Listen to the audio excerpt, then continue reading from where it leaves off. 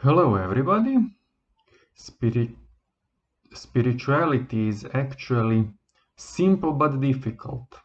We simply need to stay to good even in the darkest holes of our soul.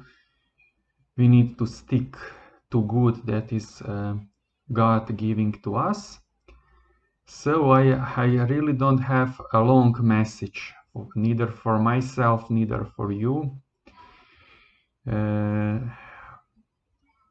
I cannot promise you the benefits of this world, but I can promise you that we can, with God's help, defeat all our fears and all our enemies actually. So far we are just sticking to reading the Bible. We continue with the Leviticus. The Lord said to Moses and Aaron, "Speak to the Israelites and tell them, every man who is afflicted with a chronic flow from his private parts is thereby unclean. Such is his uncleanness from this flow that it makes no difference whether the flow drains off or is blocked up, his uncleanness remains. Any bed on which the man afflicted with the flow lies is unclean, and any piece of furniture on which he sits is unclean. Anyone who touches his bed shall wash his garments, bathe in water, and be unclean until evening.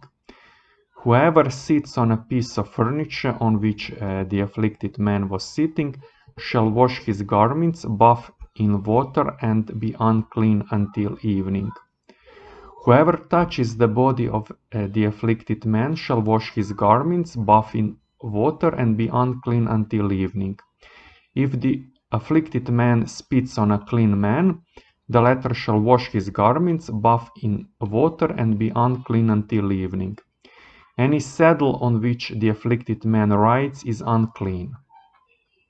Whoever touches anything that was under him shall be unclean until evening.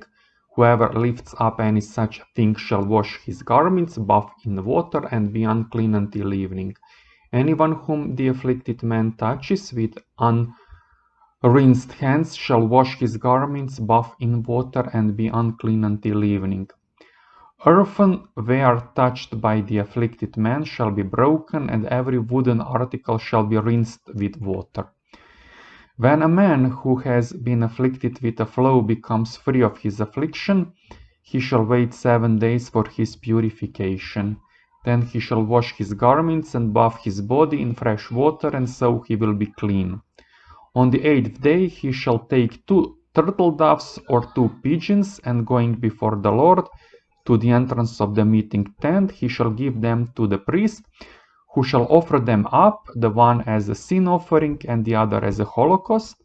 Thus shall the priest make atonement before the Lord for the man's flow. When a man has an emission of seed, he shall bathe his whole body in water and be unclean until evening.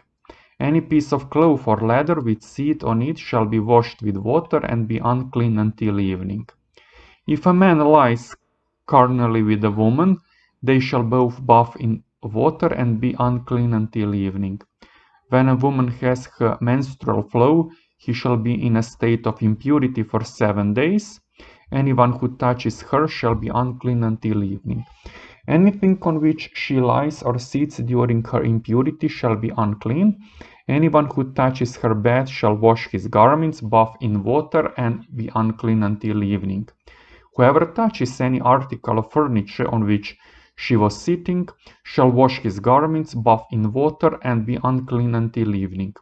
But if she is on the bed or on the seat when he touches it, he shall be unclean until evening. If a man dares to lie with her, he contracts her impurity and shall be unclean for 7 days. Every bed on which he then lies also becomes unclean. When a woman is afflicted with a flow of blood for several days outside her menstrual period, or when her flow continues beyond the ordinary period, as long as she suffers this unclean flow, she shall be unclean just as during her menstrual period. Any bed on which she lies during such a flow becomes unclean as it would during her menstruation, and any article of furniture on which she sits becomes unclean just as during her menstruation. Anyone who touches them becomes unclean. He shall wash his garments, bathe in water, and be unclean until evening. If she becomes freed from her affliction, she shall wait 7 days, and only then is she to be purified. On the 8th day she shall take 2 turtle doves or 2 pigeons and bring them to the priest at the entrance of the meeting tent. The priest shall offer up one of them as a sin offering and the other as a holocaust. Thus shall the priest make atonement before the Lord for her unclean flow. You shall warn the Israelites of their uncleanness, lest by defiling my dwelling, which is in their midst, their uncleanness be the cause of their death. This is the law for the man who is afflicted with a chronic flow or who has an emission of seed and thereby becomes unclean, as well as for the woman who has her menstrual period or who is afflicted with a chronic flow, the law for male and female, and also for the man who lies with an unclean woman. After the death of Aaron's 2 sons, who died when they approached the Lord's presence, the Lord spoke to Moses and said to him, "Tell your brother Aaron that he is not to come whenever he pleases into the sanctuary inside the veil in front of the propitiatory on the ark. Otherwise, when I reveal myself in a cloud above the propitiatory, he will die. Only in this way may Aaron enter the sanctuary. He shall bring a young bullock for a sin offering and a ram for a holocaust. He shall wear the sacred linen tunic with the linen drawers next his flesh, gird himself with the linen sash, and put on the linen mitre. But since these vestments are sacred, he shall not put them on until he has first bathed his body in water. From the Israelite community he shall receive 2 male goats for a sin offering and 1 ram for a holocaust. Aaron shall bring in the bullock his sin offering to atone for himself and for his household. Taking the 2 male goats and setting them before the Lord at the entrance of the meeting tent, he shall cast lots to determine which one is for the Lord and which for Azazel. The goat that is determined by lot for the Lord, Aaron shall bring in and offer up as a sin offering. But the goat determined by a lot for Azazel he shall set alive before the Lord, so that with it he may make atonement by sending it off to Azazel in the desert. Thus shall Aaron offer up the bullock, his sin offering, to atone for himself and for his family. When he has slaughtered it, he shall take a censer full of glowing embers from the altar before the Lord, as well as a double handful of finely ground fragrant incense, and bringing them inside the veil. There before the Lord he shall put incense on the fire, so that a cloud of incense may cover the propitiatory over the commandments, else he will die. Taking some of the bullock's blood, he shall sprinkle it with his finger on the forepart of the propitiatory, and likewise sprinkle some of the blood with his finger 7 times in front of the propitiatory. When he shall slaughter the people's sin offering goat, and bringing its blood inside the veil, he shall do with it as he did with the bullock's blood, sprinkling it on the propitiatory and before it. Thus he shall make atonement for the sanctuary because of all the sinful defilements and faults of the Israelites. He shall do the same for the meeting tent, which is set up among them in the midst of their uncleanness.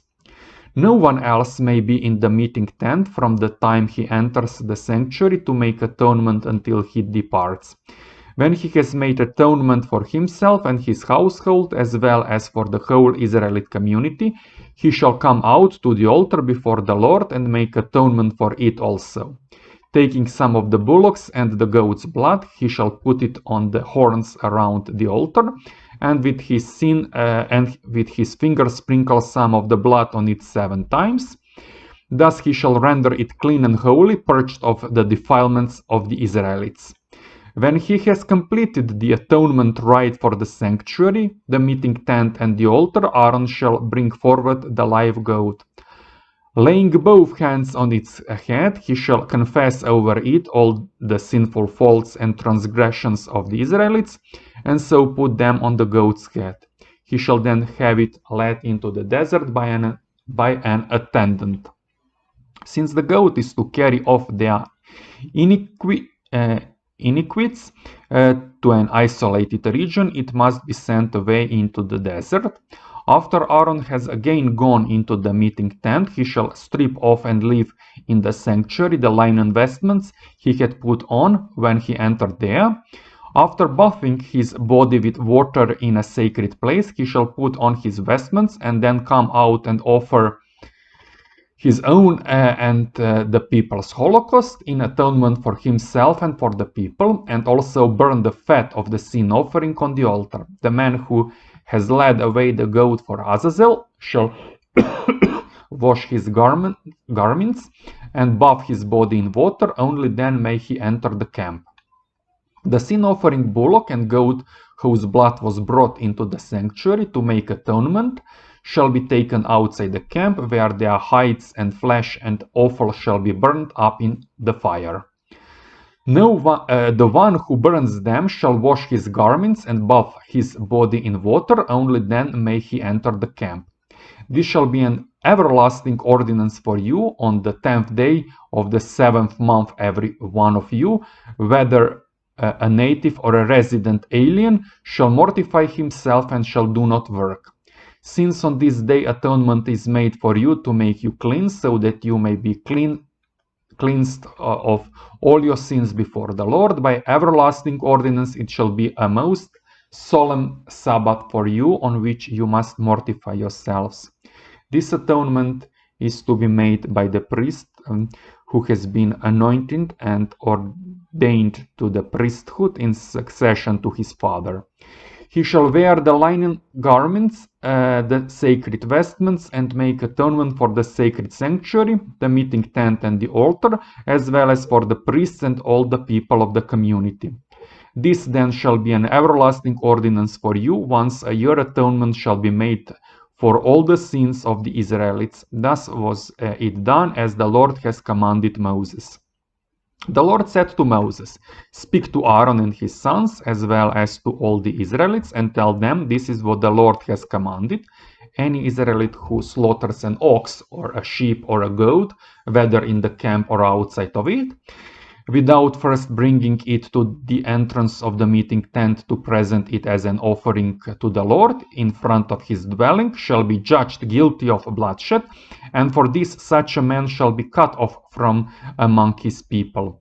Therefore such sacrifices as they used to offer up in the open field the Israelites shall henceforth offer to the Lord, bringing them to the priest at the entrance of the meeting tent, and sacrificing them there as peace offerings to the Lord. The priest shall splash the blood on the altar of the Lord at the entrance of the meeting tent, and there burn the fat for an odor pleasing to the Lord. No longer shall they offer their sacrifices to the satyrs to whom they used to render their wanton worship. This shall be an everlasting ordinance for them and their descendants. Tell them therefore, anyone, whether of the house of Israel or of the aliens residing among them, who offers a holocaust or sacrifice, without bringing it to the entrance of the meeting tent to offer it to the Lord, shall be cut off from his kinsmen. And if anyone, whether of the house of Israel or of the aliens residing among them, partakes of any blood, I will set myself against that one who partakes of blood, and will cut him off from among his people. Since the life of a living body is in its blood, I have made you put it on the altar, so that atonement may thereby be made for your own lives, because it is the blood as the seat of life that makes atonement. That is why I have told the Israelites, no one among you, nor even a resident alien, may partake of blood. Anyone hunting, whether of the Israelites or of the aliens residing among them, who catches an animal or a bird that may be eaten, shall pour out its blood and cover it with earth. Since the life of every living body is its blood, I have told the Israelites, you shall not partake of the blood of any meat. Since the life of every living body is its blood, anyone who partakes of it shall be cut off. Everyone, whether a native or an alien who eats of an animal that died of itself or was killed by a wild beast, shall wash his garments, bath in water, and be unclean until evening, and then he will be clean. If he does not wash or does not bath his body, he shall have the guilt to bear. The Lord said to Moses, Speak to the Israelites and tell them, I, the Lord, am your God.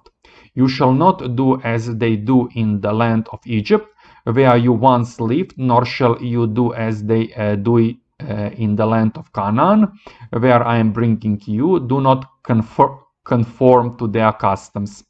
My decrees you shall carry out, and my statutes you shall take care to follow. I, the Lord, am your God. Keep then my statutes and decrees, for the man who carries them out will find life through them. I am the Lord. None of you shall approach a close relative to have sexual intercourse with her. I am the Lord. You shall not disgrace your father by having intercourse with your mother. Besides, since she is your own mother, you shall not have intercourse with her. You shall not have intercourse with your father's wife, for that would be a disgrace to your father. You shall not have intercourse with your sister, your father's daughter, or your mother's daughter, whether she was born in your own household or born elsewhere. You shall not have intercourse with your son's daughter or with your daughter's daughter, for that would be a disgrace to your own family. You shall not have intercourse with the daughter whom your father's wife bore to him, since she too is your sister. You shall not have intercourse with your father's sister, since she is your father's relative. You shall not have intercourse with your mother's sister, since she is your mother's relative. You shall not disgrace your father's brother by being intimate with his wife, since she too is your aunt. You shall not have intercourse with your daughter-in-law, she is your son's wife, and therefore you shall not disgrace her. You shall not have intercourse with your brother's wife, for that would be a disgrace to your brother. You shall not have intercourse with a woman and also with her daughter, nor shall you marry and have intercourse with her son's daughter or her daughter's daughter. This would be shameful because they are related to her. While your wife is still living, you shall not marry her sister as her rival, for thus you would disgrace your first wife. You shall not approach a woman to have intercourse with her while she is unclean from menstruation. You shall not have carnal relations with your neighbor's wife, defiling yourself with her. You shall not offer any of your offspring to be immolated to Molech, thus profaning the name of your God. I am the Lord. You shall not lie with a male as with a woman, such a thing is an abomination. You shall not have carnal relations with an animal, defying yourself with it, nor shall a woman set herself in front of an animal to mate with it. Such things are abhorrent. Do not defy yourself by any of these things by which the nations whom I am driving out of your way have defiled themselves. Because the land has become defiled, I am punishing it for its wickedness by making it vomit out its inhabitants. You, whoever, whether natives or resident aliens, must keep my statutes and decrees forbidding all such abominations by which the previous inhabitants defiled the land. Otherwise the land will vomit you out also for having defiled it, just as it vomited out the nations before you. Everyone who does any of these abominations shall be cut off from among his people. Heed my charge, then, not to defile yourself by observing the abominable customs that have been observed before you. I, the Lord, am your God. The Lord said to Moses, Speak to the whole Israelite community and tell them, Be holy, for I, the Lord your God, am holy. Revere your mother and father and keep my Sabbath. I, the Lord, am your God. Do not turn aside to idols, nor make molten gods for yourselves. I, the Lord, am your God. When you sacrifice your peace offering to the Lord, if you wish it to be acceptable, it must be eaten on the very day of your sacrifice or on the following day. Whatever is left over until the third day shall be burnt up in the fire. If any of it is eaten on the third day, the sacrifice will be unacceptable as refuse. Whoever eats of it then shall pay the penalty for having profaned what is sacred to the Lord. Such a one shall be cut off from his people. When you reap the harvest of your land, you shall not be so thorough that you reap the field to its very edge, nor shall you glean the stray ears of grain. Likewise, you shall not pick your vineyard bare, nor gather up the grapes that have fallen. These things you shall leave for the poor and the alien. I, the Lord, am your God. You shall not steal, you shall not lie or speak falsely to one another. You shall not swear falsely by my name, thus profaning the name of your God. I am the Lord. You shall not defraud or rob your neighbor. You shall not withhold overnight the wages of your day laborer. You shall not curse the deaf or put a stumbling block in front of the blind, but you shall fear your God. I am the Lord. You shall not act dishonestly in rendering judgment. Show neither partially to the weak nor deference to the mighty, but judge your fellow men justly.